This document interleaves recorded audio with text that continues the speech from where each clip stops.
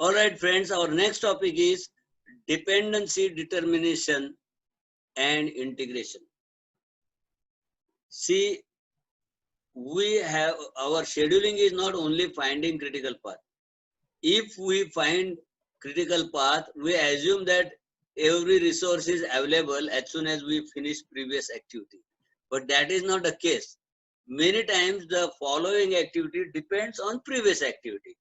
So what kind of dependencies are there that we are also to consider before scheduling? So one is called mandatory dependency. These are the dependencies that are required either by the nature of the work or by the contract. For example, cement curing takes 10 to 12 days. Therefore, starting slab of number 3 of the slab of third floor, you have to wait for 12 days after the slab of second floor is over. So, waiting for cement to cure is a mandatory dependency by nature of work. Or sometimes there is a law. For example, in Mumbai, there is a law that you cannot commence the construction on site unless you got commencement certificate. That means getting commencement certificate must be completed before starting the work on site. Therefore, this is a mandatory dependency. So this dependency can be either by law or by nature of work. Discretionary dependencies, this is a soft logic dependency. It means that though the dependency is not mandatory, it is preferred. These are the best practices. Okay. These dependencies should be documented well since it may create arbitrary total float, resulting in limitations in scheduling. That means these are the best practices, but where possible, you can deviate from them. These are called discretionary. At the discretion of project manager, you can deviate from these as required. And therefore, please understand, let us say, let me give an example. Understand that the best practice is anybody wants to buy anything in your company has to raise a purchase requisition, get it signed by head of the department, and then you purchase officer will procure it. Now imagine you have come to office today and you found that your desktop is not working properly. You call computer maintenance people and he says that your desktop total CPU itself is spoiled. You have to buy new one.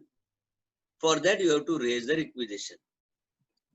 You raise the requisition for new desktop, go to boss's cabin and he is somebody, then you realize that he has gone to London today morning only by early flight for some emergency and he will not come for 10 days. Now, how can you get his signature?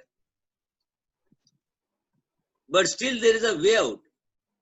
This is the best practice to take signature, but you go to your boss's purchase officer's cabin and call him from there only. Sir, my laptop is out of order, my desktop is out of order and you have to give approval on phone. And they want it on paper after you can come back.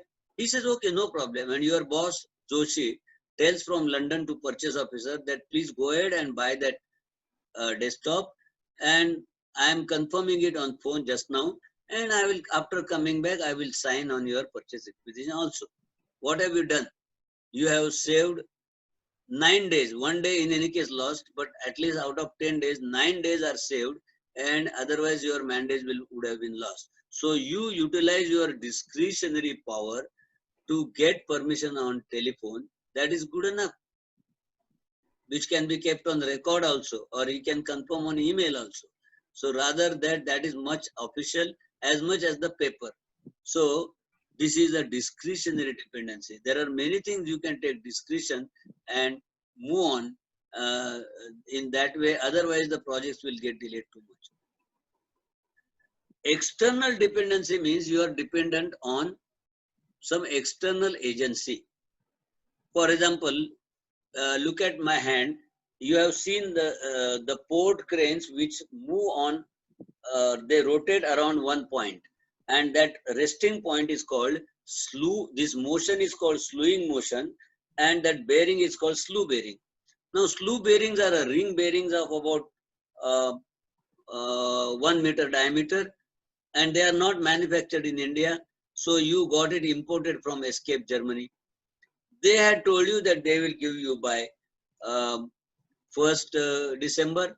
So you told Mumbai Port Trust that you will deliver by December end.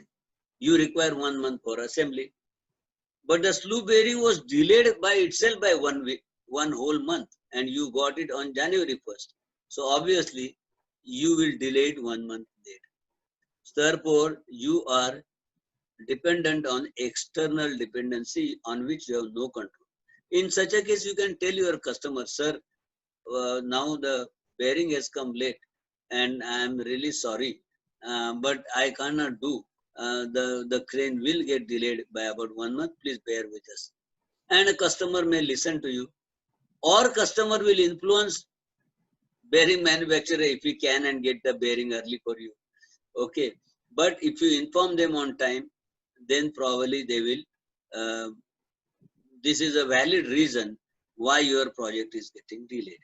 So discretionary dependency, we finished, and external dependency is depending on another vendor, that also we finished.